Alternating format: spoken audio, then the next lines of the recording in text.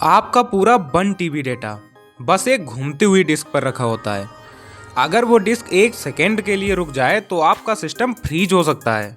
तो आखिर ये मैग्नेटिक डिस्क डेटा को कैसे संभाल कर रखती है, आज हम हार्ड डिस्क को अंदर से रियल वर्किंग के साथ समझेंगे।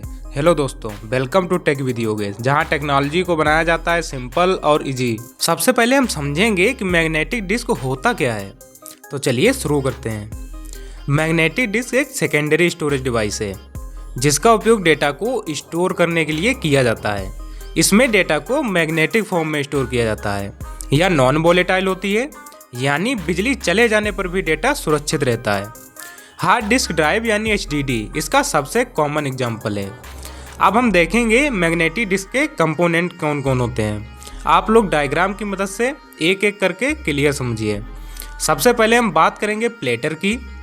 या गोल डिस्क होती है जिस पर डेटा स्टोर किया जाता है या विशेष प्रकार के मैग्नेटिक मटेरियल से बनी होती है। एक हार्ड डिस्क में एक से अधिक प्लेटर हो सकते हैं। बात करते हैं इसके दूसरे कंपोनेंट की जिसका नाम है स्पिंडल।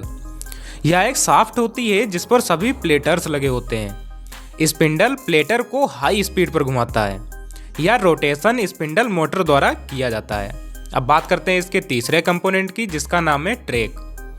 हर प्लेटर पर गोल गोल कई कंसेंट्रिक सर्कल बने होते हैं, इन्हें ट्रैक कहते हैं। या वही रास्ता है जिस पर डेटा रीड या राइट होता है। एक प्लेटर पर हजारों ट्रैक हो सकते हैं। अब बात करते हैं इसके चौथे कंपोनेंट की जिसका नाम है सेक्टर।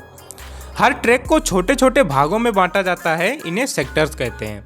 एक सेक्टर में सामान्यतः 512 बाइट्स या 4 KB तक डेटा स्टोर होता है। अब बात करते हैं इसके पांचवें कंपोनेंट की जिसका नाम है रीड राइट हेड।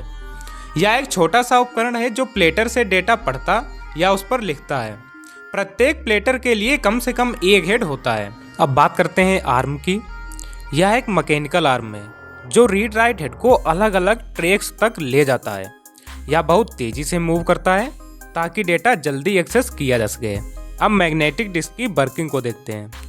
सबसे पहले CPU डेटा एक्सेस की रिक्वेस्ट भेजता है, फिर स्पिंडल प्लेटर को हाई स्पीड पर घुमाता है, आर्म हेड को सही ट्रैक तक ले जाता है और हेड सेक्टर से डेटा रीड या राइट करता है। इस प्रक्रिया में जो समय लगता है उसे सीक टाइम या ट्रांसफर टाइम कहते हैं। इसके एडवांटेज की बात करें तो ये हमें लार्ज स्टोरेज कैपेसिटी में मिल जाती है, लो कॉस्ट पर GB और ये नॉन वोलेटाइल होती है।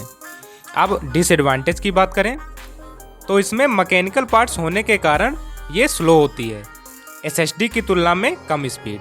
अब जब भी आप हार्ड डिस्क में डेटा सेव करेंगे तो याद रखिए आपका डेटा एक घूमती हुई मैग्नेटिक डिस्क पर ट्रैक्स और सेक्टर्स में स्टोर हो रहा है। तो अगर आपको आज का हमारा वीडियो पसंद आया हो तो वीडियो को लाइक करें, शेयर करें और हमारे चैनल को सब्सक्राइब करें। मिलते हैं नेक्स्ट वीडियो में। Till then keep learning with tech with Yogesh.